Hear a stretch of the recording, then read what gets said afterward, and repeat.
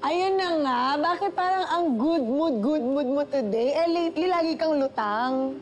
Ha? Hindi. Happy lang ako kasi finally, naging okay na kami ni Mommy. Alam mo, Belle, kahit hindi ka nagkakwento sa amin kung ano nangyari sa inyo ni Tita, kung bakit kayo nagkatampuhan, masaya pa din ako. Kasi at least ngayon, hindi mo na siya pinaproblema. Ano ka ba naman, Bambi? Eh, hindi ka pa ba nasanay dito kay Belle? Kapag meron naman talaga silang problema ni Tita, hindi naman siya nagkukwento sa atin. Kaya naman today, it calls for a major celebration. Actually, parang ito ating first time na nag-sorry sa akin si Mommy. And I really appreciate it. Oh my God. Paano kung nag-e-effort na talaga siya para like maging close na kayo, di ba? Sana nga. Kasi ang tagal ko na itong pinagpe-pray na maging okay na kami ni Mommy. Na mas maging tight ang relationship namin. Alam mo, Belle, I'm so happy for you. At least ang gaganda talaga ng mga nangyayari sa'yo ngayon. Nanalo ka ng contest.